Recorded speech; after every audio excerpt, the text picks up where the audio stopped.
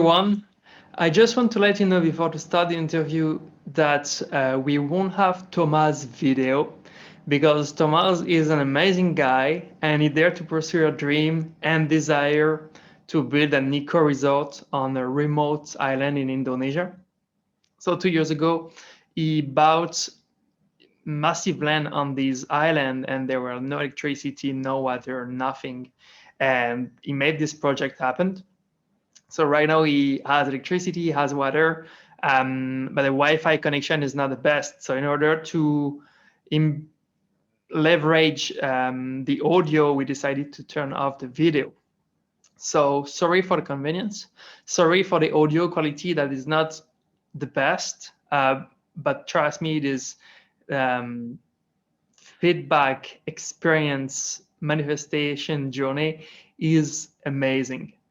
Thank you for understanding, and I wish you to have a great insight. Hi, everyone, and welcome to the next interview of the Masters of Manifestation Online Summit 2020. Today, we are with Toma. Toma, thank you very much for being here. As you can see, Toma is living on a remote island in Sulawesi, Indonesia, and is the founder Hi. of Reconnect, which is an eco resort that is building at the moment on a part of this island that he bought. So Thomas, thank you. I will give you 5 minutes to introduce yourself to the audience with your own words and start to explain to us your manifestation journey of the desire and dreams you had in mind. Hi, thanks for having me. My name's Thomas. Right now we are on Buka Buka Island in Sulawesi, Indonesia. So I come from France. I'm 29 years old, and I was born in the city of Bordeaux, where I lived pretty much my whole life until I was 22 years old. Used to study psychology. Never had a job. Always used to work and to create my own small projects so I can make enough money to live the way I wanted to.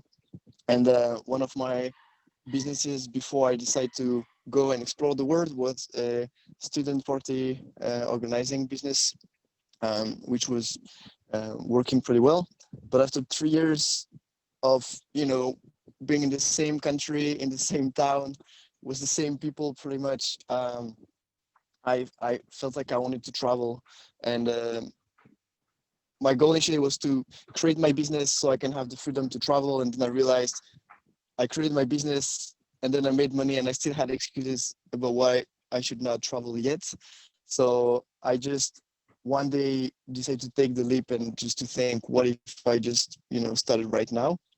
And the idea, inspiration came from a YouTube video of 3 guys traveling by bicycle, and I was like, why not me? So I bought a bicycle. I spent all of my savings in the like camping gear, a tent, bicycle, and stuff like that. And 4 months after, I was on the road, without money, without much of a plan, but I was on the road. I was in the move. So I started to travel across countries just with the bicycle, sleeping in a tent or hammock. And the project was called Startup Cycling. And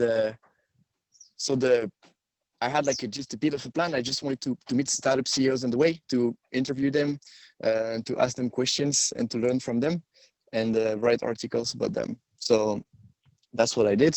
And 20 country, 12,000 kilometers, and 14 months after, I ended up in Bali. And since then, it's been 5 years. I'm still living in Indonesia. Okay, great. That's beautiful journey.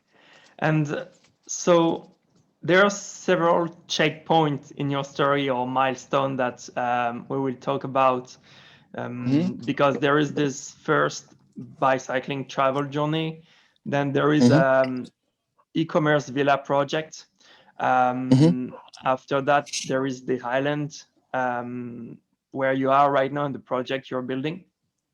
But how did it all start like you said you were working in France and then you decided to Mhm. leave, but how did that idea first came into your mind? Like, do you know where that desire comes from? So I think I had the desire, the will to travel since I was young, but I never actually explored it. Right, it's something I had inside me. I thought I wasn't capable of confident enough, and so I just kept it inside. Right, and since I was a kid, we never actually traveled abroad with my parents. I mean, we traveled. I had a nice childhood. It was okay, but we just didn't go abroad. And I had this thing about discovering other countries. There's 200 countries, and then suddenly I was 20 years old, which for me I saw as like 25% of my life was already done. And I still didn't go to any other countries. And I think at that point I just had like a like a tipping point, and I was like, okay, I have to do it now, or I will, or I will never be happy, right? So I just realized that me doing projects and being busy doing stuff was pretty much an easy, being an entrepreneur, building projects, but yeah, then one day I saw these videos of guys traveling by bicycle, and it was after a party and I was drunk. So I had less barriers in my mind, and I was like I said to a friend of mine, you know what? I think I'm going to travel by bicycle. And he was like, yeah, cool. You're going to travel by bicycle. Okay, funny. He didn't believe it. And the day after, I kept thinking about it, and it became an obsession. And yeah, at some point I was like, if I'm going to get to do it, it's not by telling people I'm going to do it, that this is going to happen. So what I did is I stopped telling people I was going to do it, and I just went, bought a bicycle, spent all of my money in gear, and then I thought people I was gonna do it. So yeah, that's the way it happened. Okay. But did you have like limiting belief or fears or kind of self-sabotaging stories you were telling yourself before to actually decide to do it? Like, did you have some thought in mind that could have made you not doing it?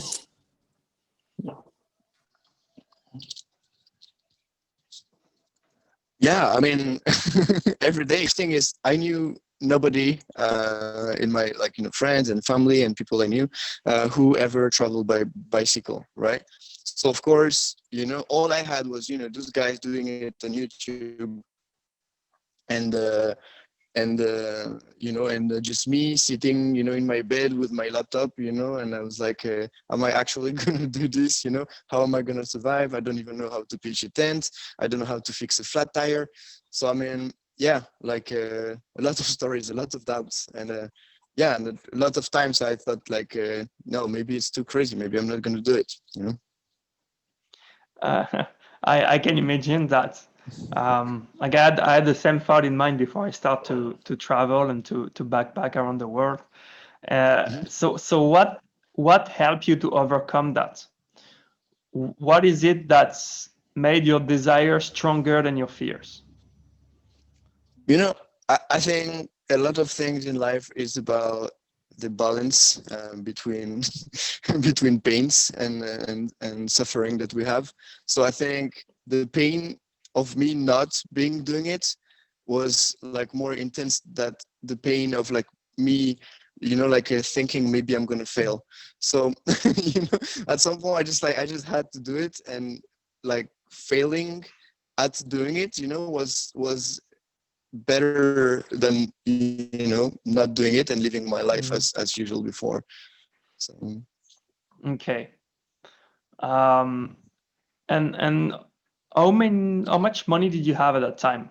I think it's important for people to realize that we don't need to be millionaire to do that or to have six figure to do that. I like do you or if you just to give us maybe an overview of how much money did you have for those 14 months? mhm. so so I didn't have like a fixed amount of money, and then this is the money I use, right? So first, The first thing is before I left, so I bought the equipment I could with my money. Then I had some like like sponsorship, but it was like not really meaningful, like amount wise. It was helpful because it helped me to have my equipment. So I got discounts on my equipment, for example, because I like helped promoting the bike shop and stuff like that. But yeah, when I left, to be practical, when I left, I had 400 euros in my bank account. So that's when I left. Okay, but this is not Okay. all the money I used during the trip, right? This is sometimes I know it's a misconception. People think you're living with this amount of money, so it means that's the money you have for your whole trip. It's not the case.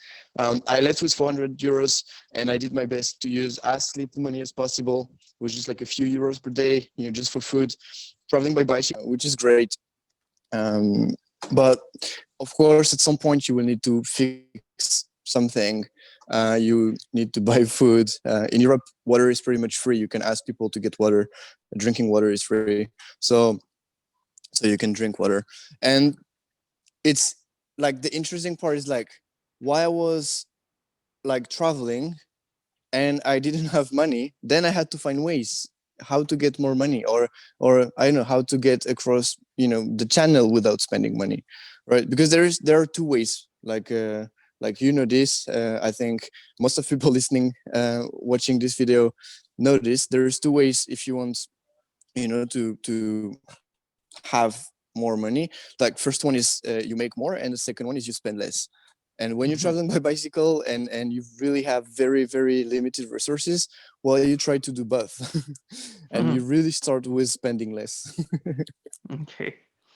Um, so yeah, it was around $500 for people who don't know Yeah, euro. Um, and do you know if do you have an overview of how much did you make during this travel time? I didn't track it because it was a question of like, okay, now I want to stay. For example, I want to stay for a few weeks in this city. How do I do? I wasn't really thinking in matter of money, because like, okay, money is a tool, right? Money is good because it helps you to get stuff. But so that's the good thing with traveling by bicycle. It led me to think in a matter of like actual value, right? So for Mm-hmm. example, I didn't need say $500 so I could stay for a month in Budapest. I needed a place to stay in Budapest. And even though it sounds super obvious, it made the whole difference. Like sometimes we're very obsessed with money, like, oh my god, I need to make money so I can travel. But actually, a lot of time it's not actually the problem. The problem is what do we need to get with this money? And there are many ways to get what you want to get without actually spending the money. So for example, I found a hostel in Budapest, and I got to stay there for, I think it was like almost free, because I helped them out with their marketing, right? Mm-hmm. I didn't make Okay. money from that, but then I had a place to stay for free. So then it helped me to, buy time and just, to find ways to do. At that time, it was my visa for the USA. See what I mean? Yeah, I get that. So it's not always about spending, but not spending, as you said at the beginning. And you can always find a way to live without money. But the only way to find them is to actually taking action and be there and having no other choices but to find those ways, right? Yeah, and I mean, don't get me wrong. It wasn't like easy as it sounded. It was like now, now I look back and I tell the story. It sounds easy, but it wasn't like as easy as just showing up and say, hey, I need a place to stay for 3 weeks and I'm gonna help you with marketing. Is it okay, right? It's a process. It's just that when you are like doing it, when you are inside your own adventure, then it's just much easier to find ways because first thing, you burn the bridges. Like, I mean, that's the way I do it. Like, I going back home wasn't an option anyway. So then it puts you in a position where you become super creative to find ways because that's the only way. Hmm.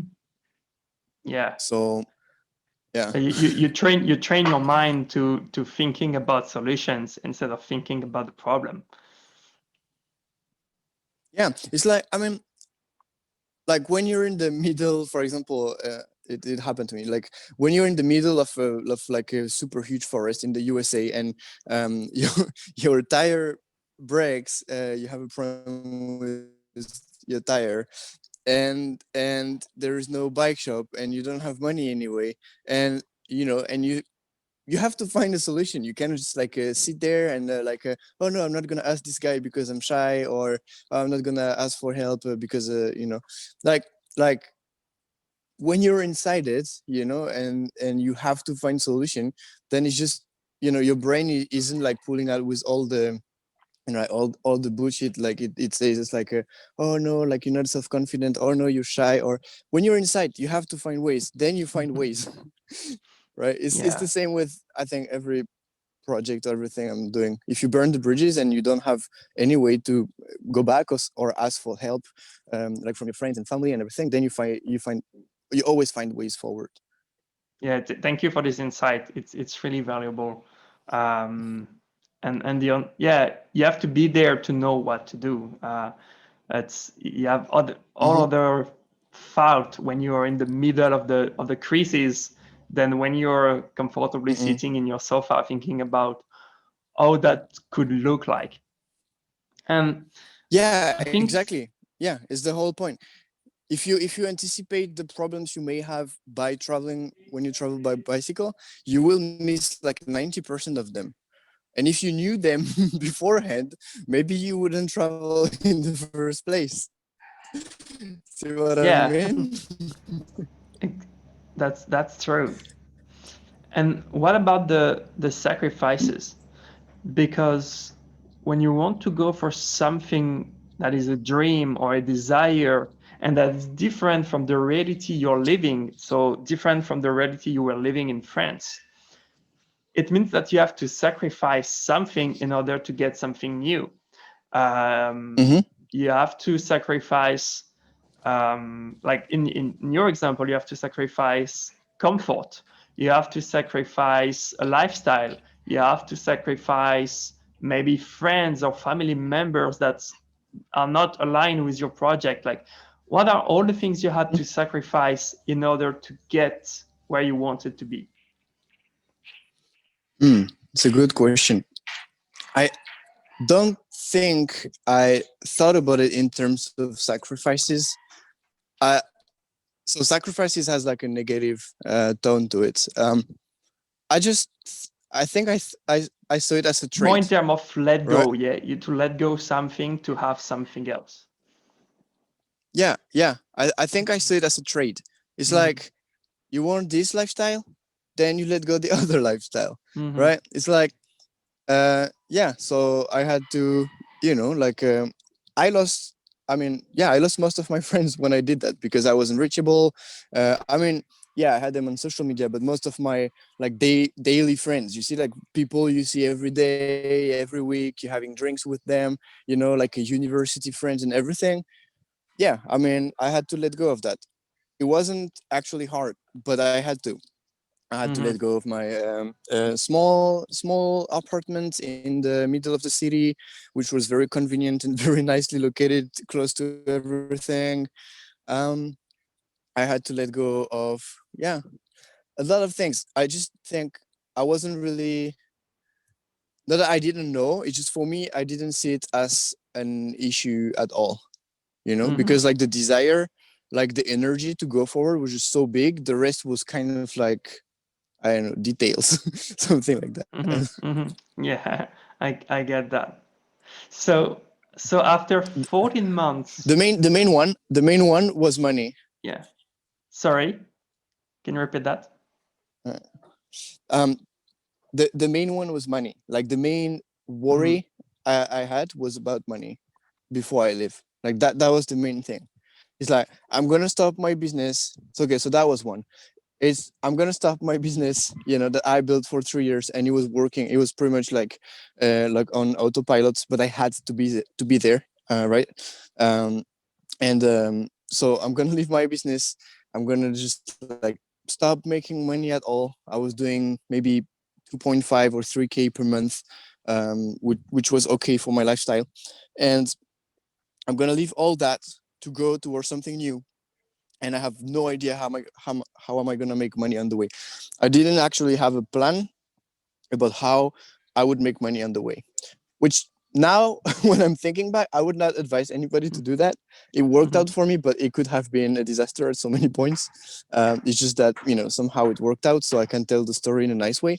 But yeah, I didn't have Okay. a plan for money making. But you were led by that desire, by that, as you said, this energy that was guiding you. So it's, from my perspective, it's Mm-hmm. a reason why it worked out well, because you did something that felt right to do for you, even if you have like this analytical and rational and logical resistance, you still did it Mm-hmm. because it resonated with you, and there was something waiting for you there. Yeah, exactly. And what led you to stop doing it? So you said after 14 months you ended up in Bali. What is the mental process you've been through Mm-hmm. when you reach Bali? Oh man, that was a mess. So first thing, let's start with why I went to Bali in the first place. So Okay. I was at that time in Canada after crossing the USA, starting from Miami. So I crossed all of the East Coast from Miami to New York, and stayed for a few weeks in New York. Met entrepreneurs there, then traveled from New York to Niagara Falls, and then crossed to Canada, and then made it to Toronto. Right, and at this point, it was like it was a huge mess.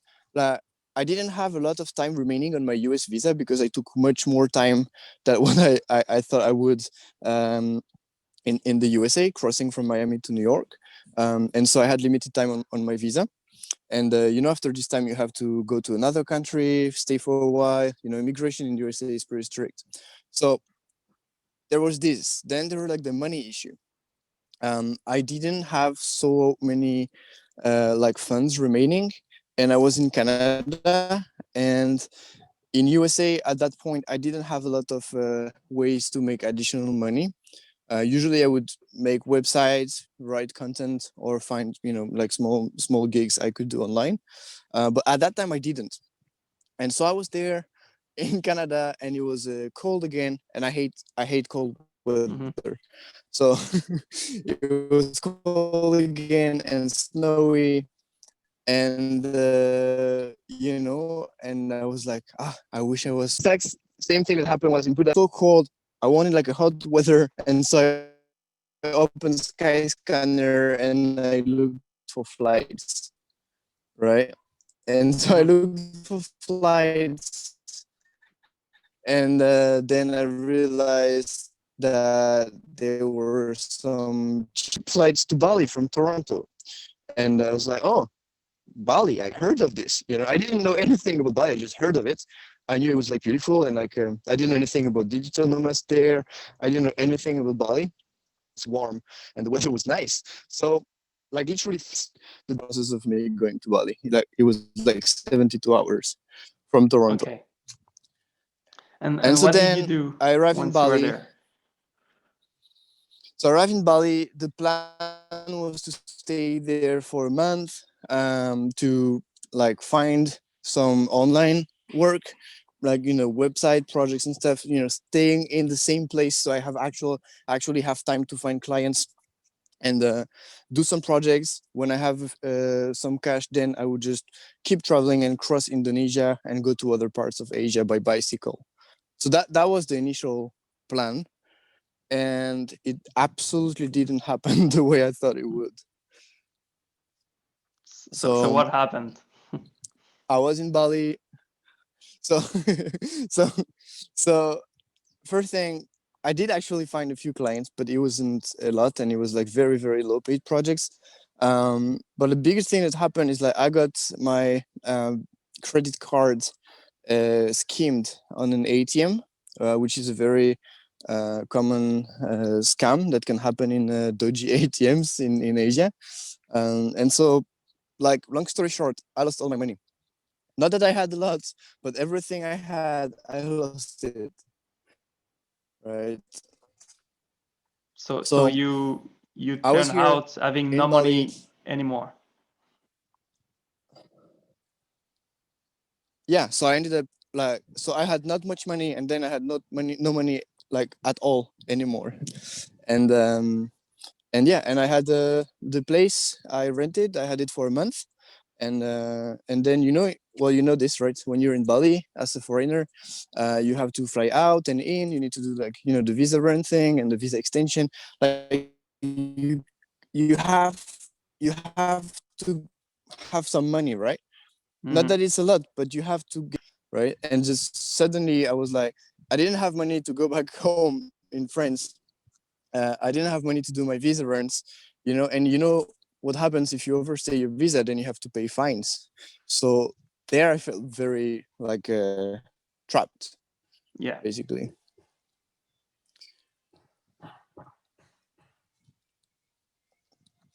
So what is the solution that you found at that time?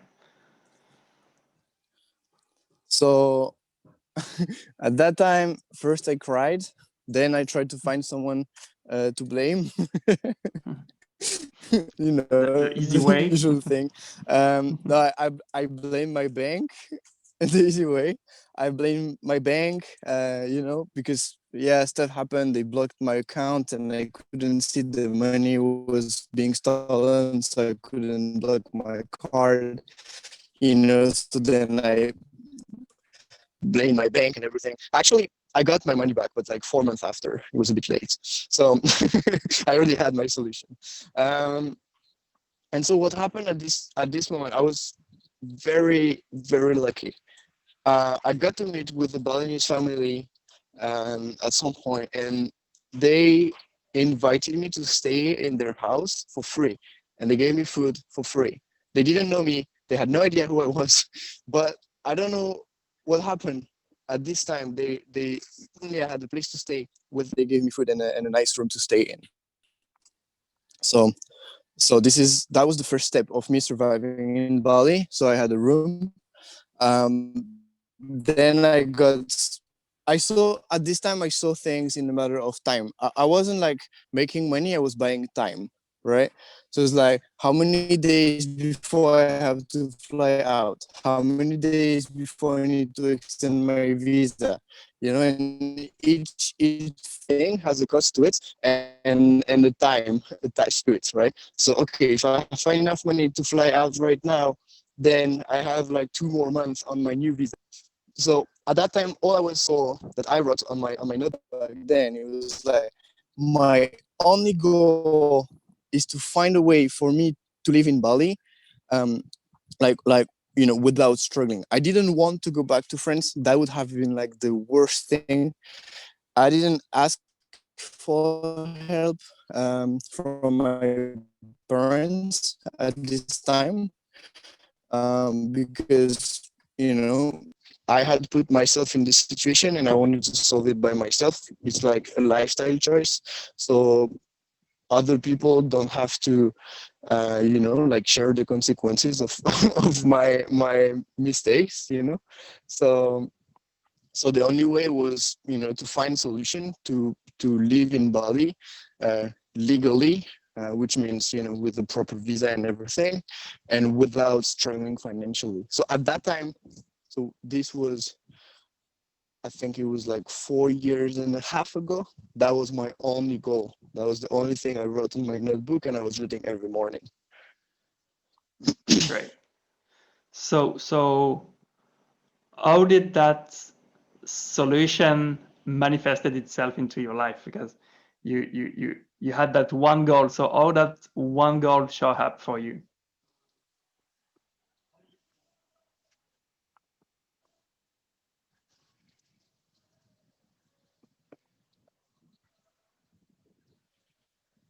Um, Not in a very obvious way, I have to say.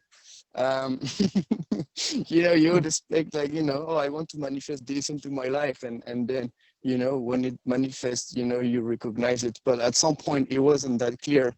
Um, so at that time, my life was about like I was spending most of my days trying to find clients as a freelance, building websites. I was learning how to do a bit of social media marketing at the same time. I was writing content also. I was in like most of the platforms for freelancers. I was accepting any gig that could get money in my bank account within 48 hours. So that was my strategy, which is not super brilliant, but it worked. So it was like everything I could do, even if I was cutting the prices. I know now freelancers like, no, you should not cut your prices, blah blah blah. I didn't care. Every money that could get in my bank account within 48 hours was good, and if it was legal, right? so Yeah. so I did like, I don't know, landing pages for like $100. I wrote like a lot of contents for maybe $50. I did everything I could just because the money could get in my bank account quickly, and it didn't really matter at that time. I think the best thing that manifested into my life was me learning that um, I had to stop being self-entitled and to be more humble and more aligned with reality. That was like like the best thing that happened to me at that time. It's So the shift within you. So I just spend, I don't know, maybe 12, 14 hours a day working, which is very far from the digital nomad dream people are selling in Bali. Every money I got, I was counting everything, every cent I got. I was like, okay, this is for my visa rent. Yeah.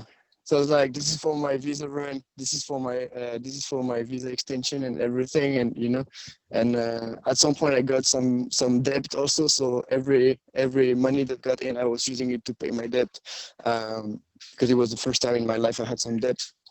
And at some point, so two things happened. The first one is I got a job offer in Bali, so that's the first thing, which was 2 months and a half, something like that, after I arrived in Bali. So just try to imagine, as a foreigner, I got offered an actual job as a marketing advisor in an actual company with a KITAS, which is a work and residency permit, just 2 months and a half after I arrived on the island. And so at that time, I didn't even know it was awesome. I didn't even realize that it was so hard for foreigners to get a job in Bali. I had no idea. So when those guys, so they knew me because they read my blog, and they asked me to write some content for some of their clients in Bali. So it was called Kesato. It's a media agency, and they contacted me and say, hey, what if we could, give you an actual job and you would have your KITAS and everything sorted out? And at the time I was like, I don't know if I want to have a job. And I was struggling. I mean, I didn't have money and everything. I was like, I'm not sure. And so try to imagine, like now, right? Like having a job in Bali and the KITAS and everything is actually so hard. Yeah. And like a lot of people like struggle to stay in Bali and to work legally. And 2 months and a half after, I was the lucky dude who got offered a job, and I didn't even know it was good. So I was like, I don't know. I'm not sure I can have a job. It's gonna be the first time in my life I have a job. And what is the second thing that's happened? You say that there are two things that that showed up. So at this time, so I took it. Actually, I took the job. I got my KITAS and everything sorted out, and and I stayed in the company for a month, and and after, uh-huh. Yeah, so that's the first thing. So I stayed in the company for a month on the chair for 8 hours a day working on my laptop. That wasn't the way I was being creative or working. And so 1 month after, I was the kind of idiot who just, tell them, hey guys, like, I'm sorry, but I can't do this anymore, even though this guys pretty much saved my life as well at the time. And and so there were no way for me to work remotely, or they wouldn't allow it. So then I was like, I'm sorry, but I have to leave. So I lost my kitas, and I I lost my first job after a month because I walked out. And that's when the second thing happened is I actually found a client who desperately needed someone to build an ecom Shopify store for, it was like a shoe brand at that time. They had their own shoe brand. It was ecom store using Shop 2016. They couldn't find a brand, and they asked me €3,000 project. For me, it was my biggest project, at the time. And with €3,000, how far you go. I had no idea how to build an ecom store, and I answered them and I say, of course I can do it. Let's just, get started as soon as possible. And I had no clue how to build an ecom store at that time. I know nothing about Shopify, and I had no idea. But I took it. I took it because the money was good, and I was like, like, why couldn't I? I took it. We made the deal, and so I had 2 weeks, something like this, to learn how to use like an imposter. During these 2 weeks, I spent all my nights learning how Shopify worked, how to build a store, how to do everything properly there. And while I was learning how to do this, I heard of drop shipping. And that's the second thing. So for the story, the deal with the client actually didn't happen. They pulled out at the last minute. So I actually didn't build the Shopify store, but I had learned how to use Shopify already. And at the same time, many people started to talk about drop shipping. And I was like, what is this thing? And I started to learn. And I started to realize that you can sell products online without holding the product in your hand. And you can just, ship it from China to Europe and everything. So I learned about drop shipping, and I was like, I already know how to do a Shopify store now. So why am I not trying? And so that's the second thing I was talking about, which is I started with a friend of mine who was in Paris at that time, because I had zero money and he had like a bit of funds, like had 3,000 euros. And he was like, hey, let's do something together.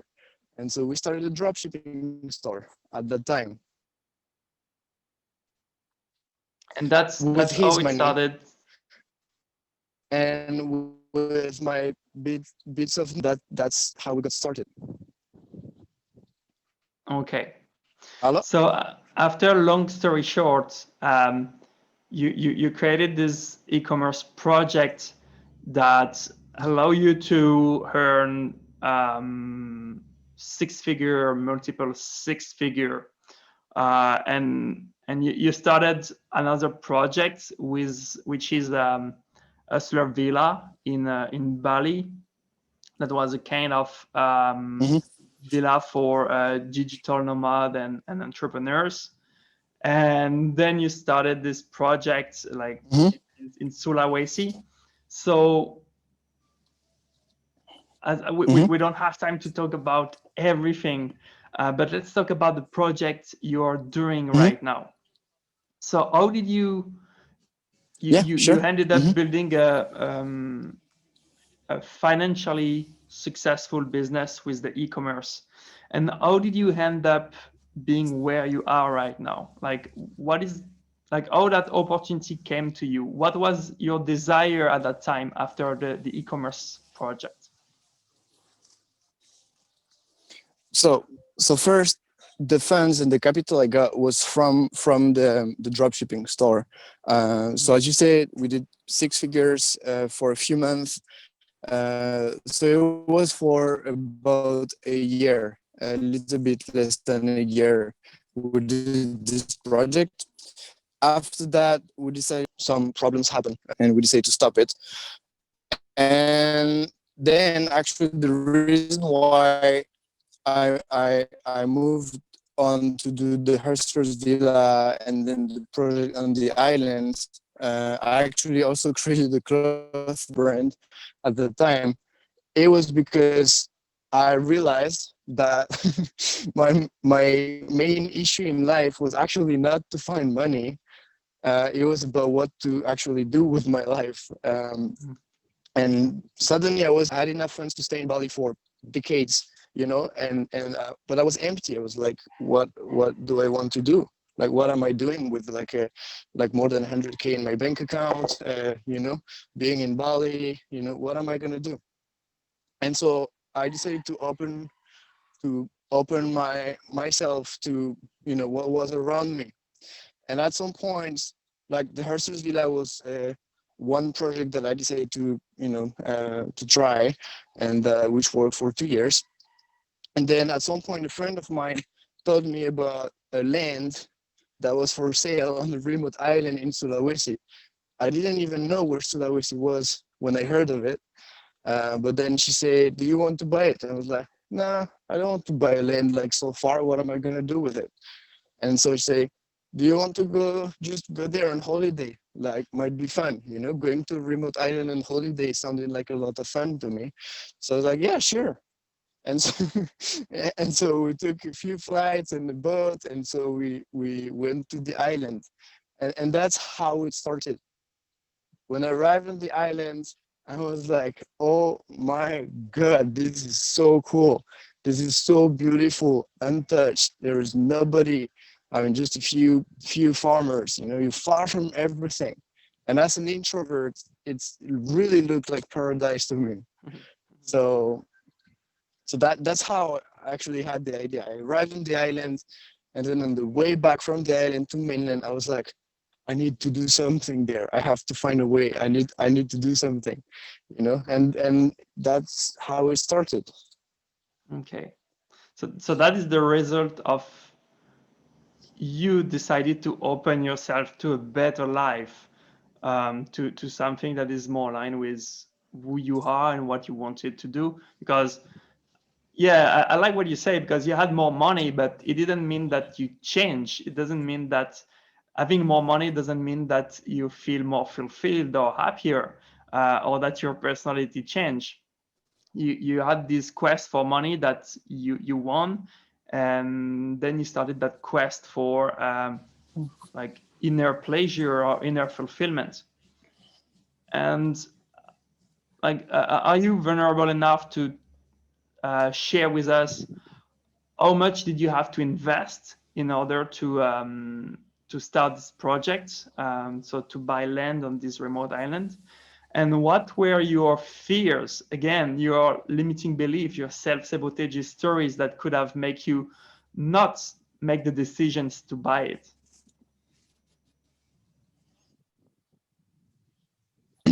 Yeah.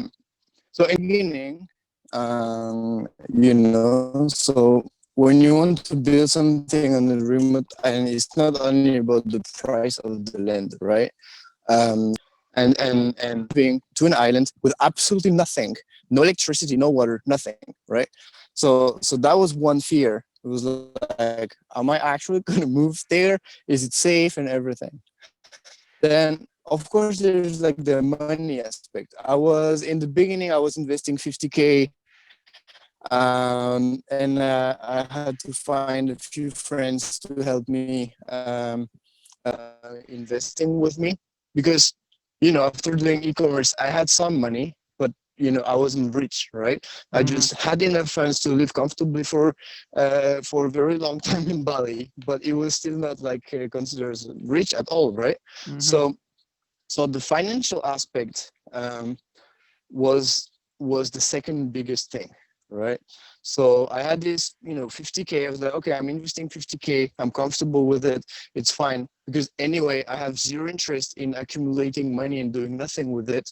So instead of it sitting on my bank account, I'd rather buy a land with it. So that's So that was actually easy for me to decide to invest. Then I was like, but how am I actually gonna find investors? Like, who am I? You know, like I'm nobody. Like, why people would like to follow me in building an eco resort in like an island that's super far from everything? Like, who cares, right? So that were my limiting beliefs. I was like, who is crazy enough, you know, to follow me in this? And like, why would they even trust me?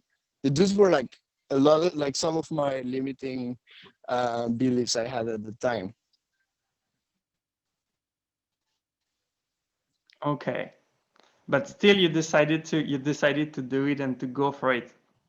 So what is the big picture? What is the vision you had in your mind? Like what is that thing that you wanted to go for? And from complete scratch, you decided to build an eco Mhm. resort there from complete scratch. So what is that thing? What is that desire that drove you? How do you describe that? How do you So explain that? so first thing, there's nothing there's nothing amazing about being willing to build an eco resort on an island. What I mean is the type of thing you want to build on a remote island, there's no way you don't try to make it, you know, eco and sustainable, right? It would make absolutely zero sense to not make it sustainable. So first, this is like, for me, it was very obvious, you know, in the beginning. That was the most obvious thing is, you know, we need to make it as sustainable as possible, and to find ways, you know, to not, you know, destroy the environment and to even protect it if we can, right? So that was the initial vision, the initial desire. I was like, I want to move there. I want to build a place that's gonna be respectful of, you know, nature and animals and sea life and human beings, and I want to share this vision with the world, because I mean, we need that, right? We need to learn how to respect the planet we were born on, and I think, yeah, we just need, you know, small people and small projects like me and what I'm doing, you know, to just give not the example, but a example of, you know, what we can do, right? So I'm not saying what we're doing is perfect, and we have a lot to learn about sustainability and how, you know, how to use resources in a better way and everything.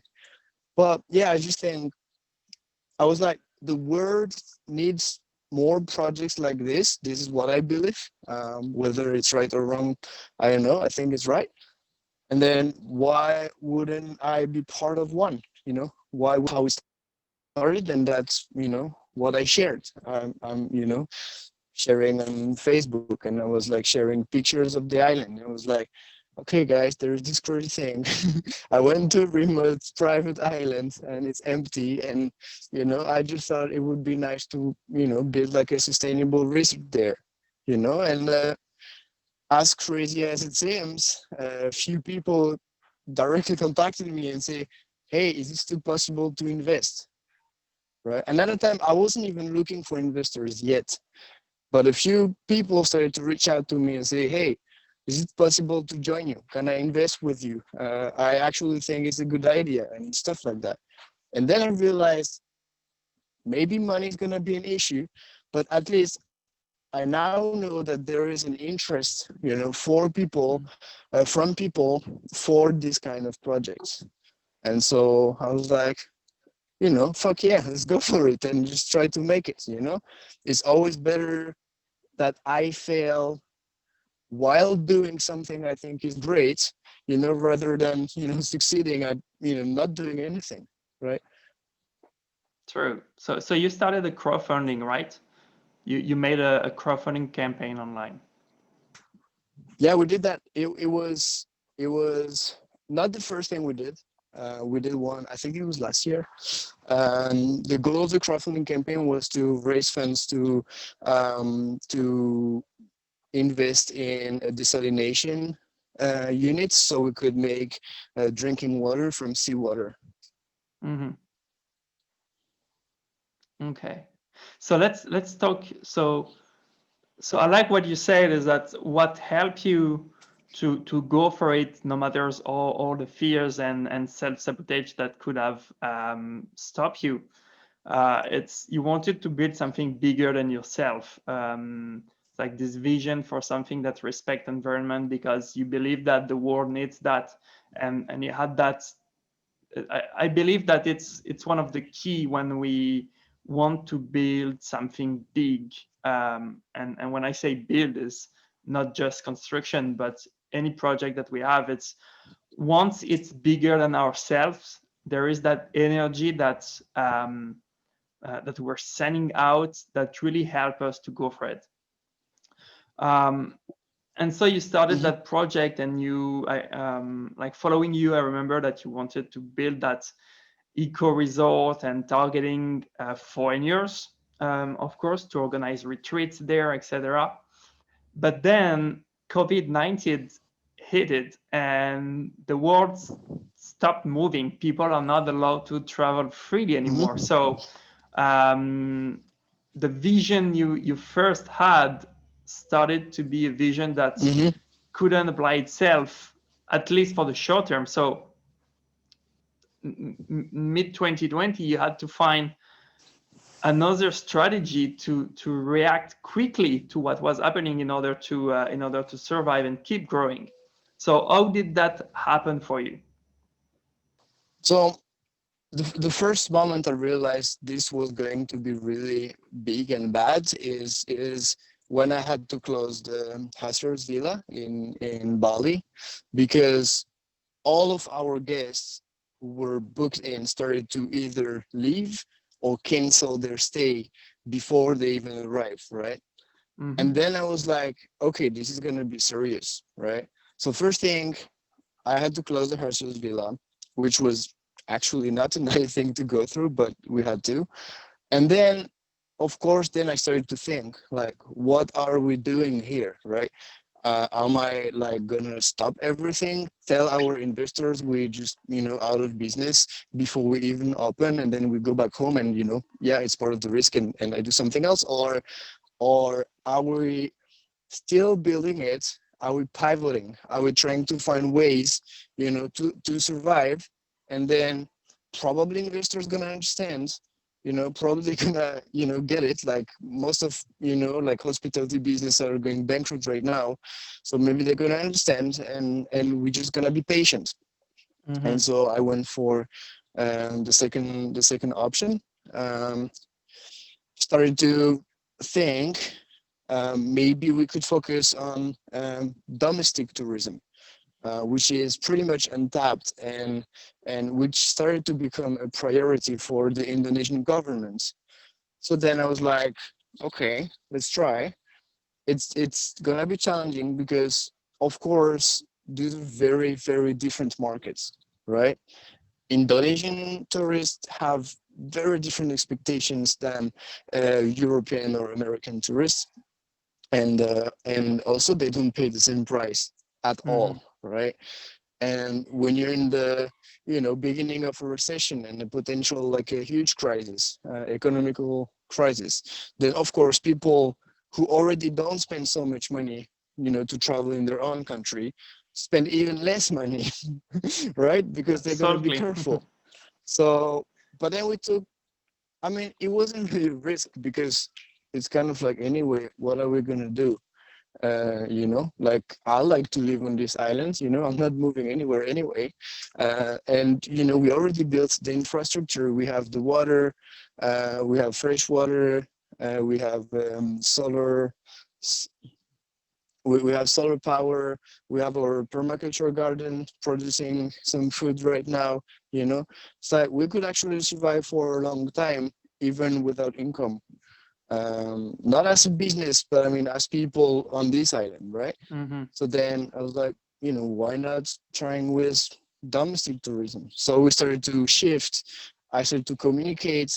So I speak Indonesian fluently, but then I had to also learn marketing in Indonesian, which is a different thing. And so we started to do everything in Indonesian.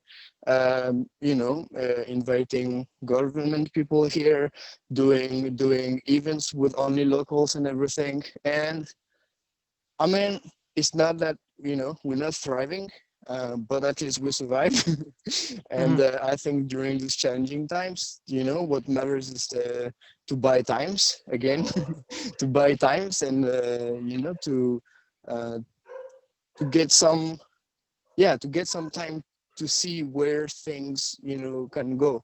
And while we were doing this, it actually gave us, different ideas about how we could survive, and what are different markets and business models we didn't see in the beginning that actually could make us thrive, not necessarily as an eco resort, but maybe as, a destination where European or American investors could buy their own house, their own villa, and just escape there during the next pandemic. Mhm. Like people could build their safe space on a paradise island for a fraction of the cost of building something in the West. And they could have their own space here, and maybe that's where we should go. I love it. And I love that we're going to discuss that as the next question. But I love that you have that capacity to not focus on the problem, but to focus on solutions, and that's a key factor of. It doesn't matter what is happening. I will find ways to overcome it. And you always find ways like shifting to the domestic, and then opening investment in lands and properties where you are right now, etc. It's like always new ways, different ways to grow and keep surviving, as you say, during those challenging times. It's a matter of surviving when you in the travel industries compared to growing. And what is it that really help you to focus on solution rather than problems?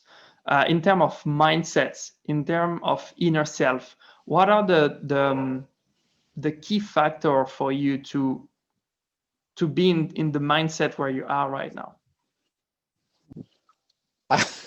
I don't know how to answer that.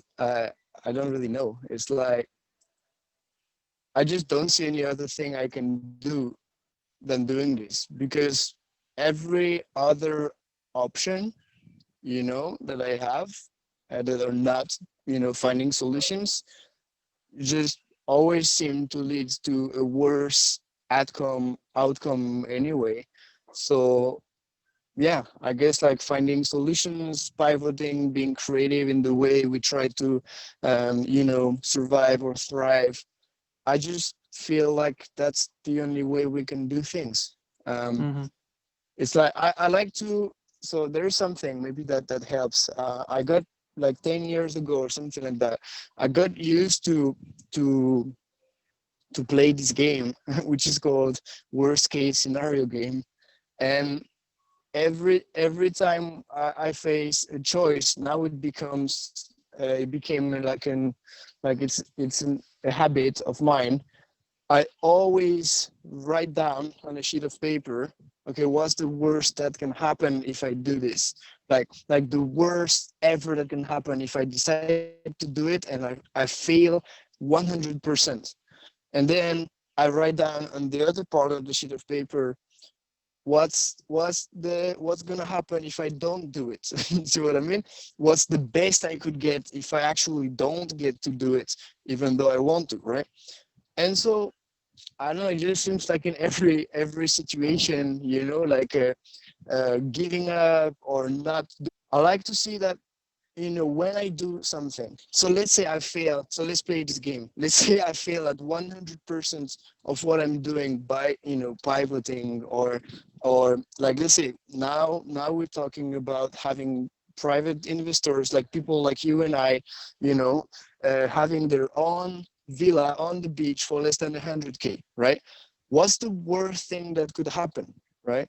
I don't know. I don't find anybody who wants to buy one.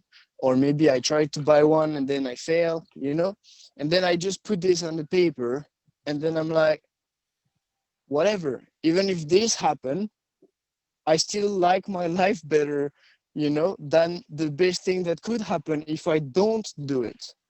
So then it's just like a balance game, and more often than not, the outcome and what I should do seem kind of obvious to me when I look at the sheet of paper.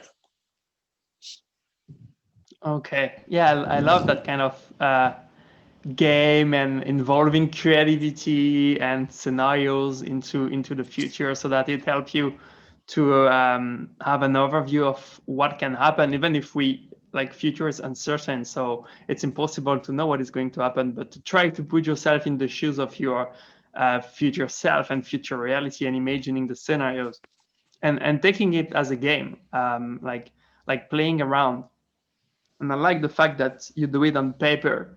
You put it out of your mind so that you can reflect on your thought and not just entertain thought and thought again and over and over and over in your mind, but put it in on paper so that you can see it and you can reflect on it.